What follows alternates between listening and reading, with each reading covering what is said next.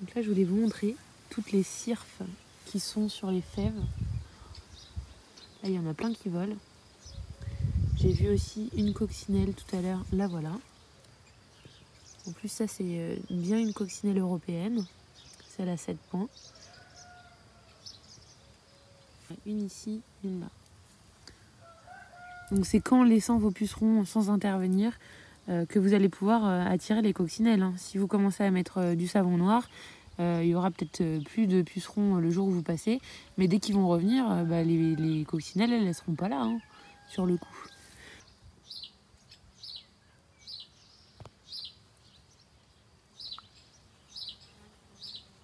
Donc ça, c'est une cirfe. Hein.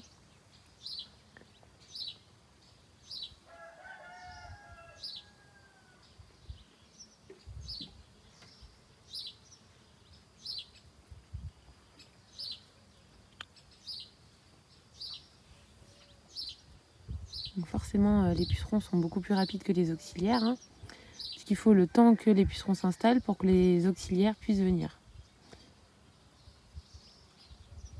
Et ensuite, en général, c'est même eux qui pondent et c'est leur descendance qui mange le plus de pucerons. Hein. Les cirfes, c'est leurs larves qui en mangent le plus.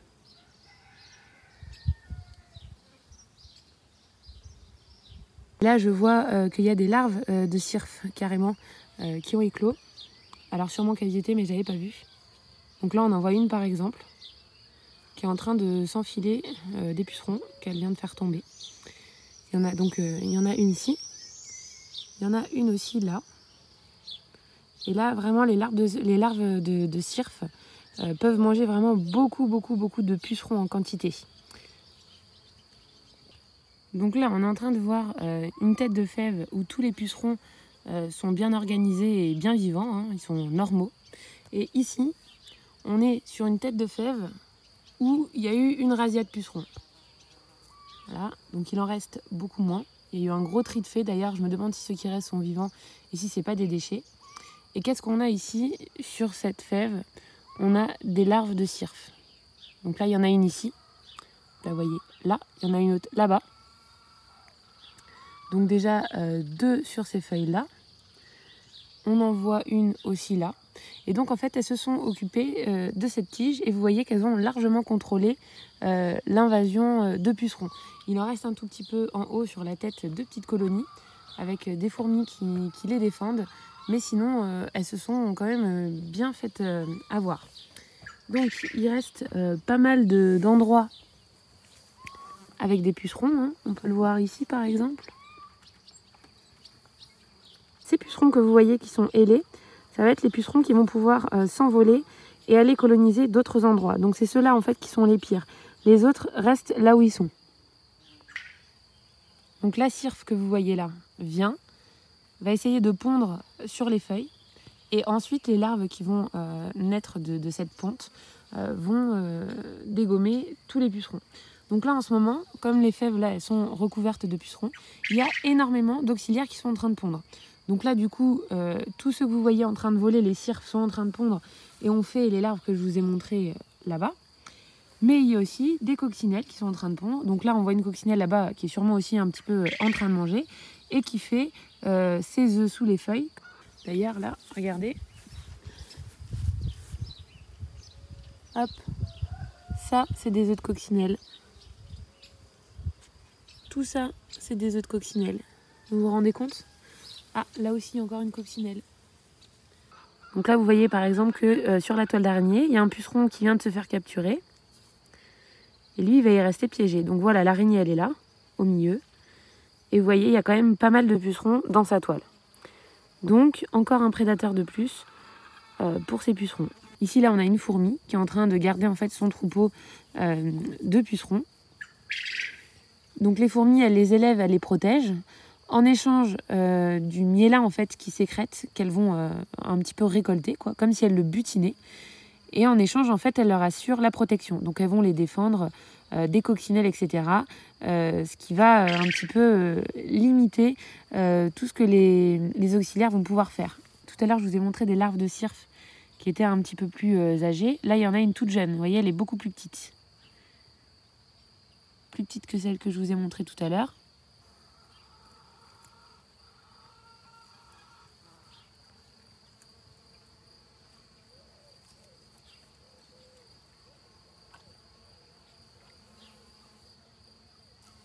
Donc là, la cirfe, elle est quand même en train, on voit avec sa trompe, elle est en train de ramasser des trucs sur les feuilles. Donc est-ce que c'est des restes de miel là? Puisqu'en fait, la cirfe adulte, elle butine les fleurs. Hein. Donc elle doit sûrement apprécier tout ce qui est un peu sucré. Le nectar, etc. Et sûrement qu'elle aime bien aussi le miel là.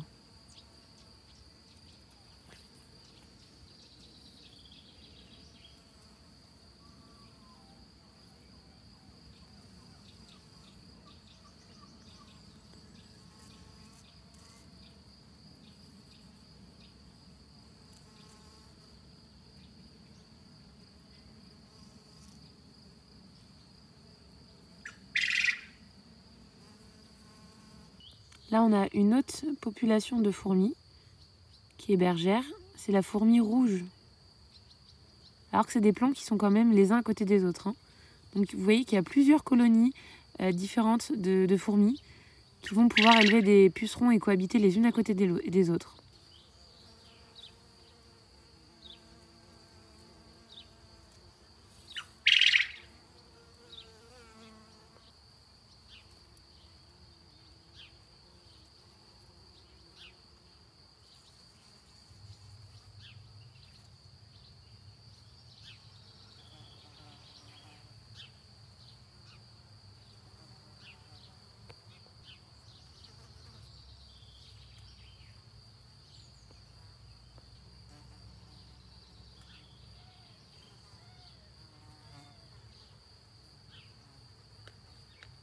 Donc ça, c'est la coccinelle à 7 points.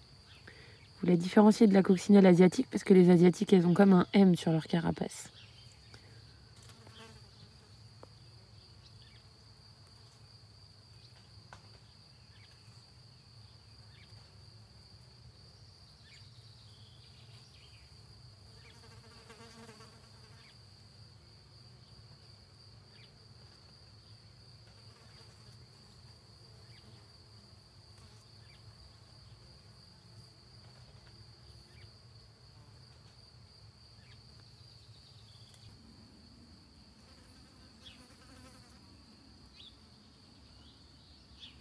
Donc là, le tout petit grain de riz minuscule à côté du puceron, c'est un œuf de cirfe. Donc la cirfe vient de pondre, en fait elle repère là où il y a des pucerons, elle pond son œuf à côté des pucerons, et du coup, dès que la larve va sortir, elle va pouvoir commencer à manger du puceron.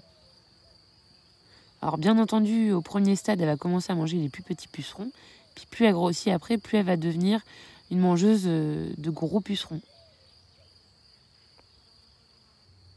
Là, on les voit très très bien récolter la goutte de miel là.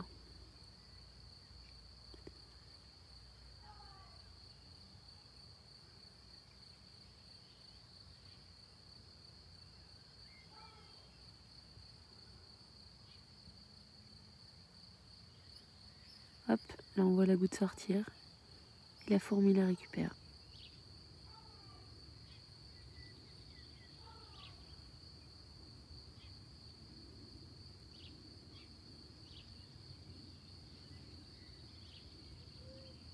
Donc toutes ces petites gouttes que vous voyez dans le dos des pucerons, c'est ça qu'elle mange, qu'elle récupère.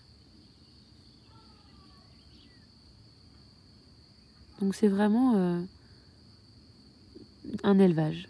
C'est vraiment du pâturage qu'elle leur fait faire. Et elles viennent récolter, les traire en fait, tout le temps.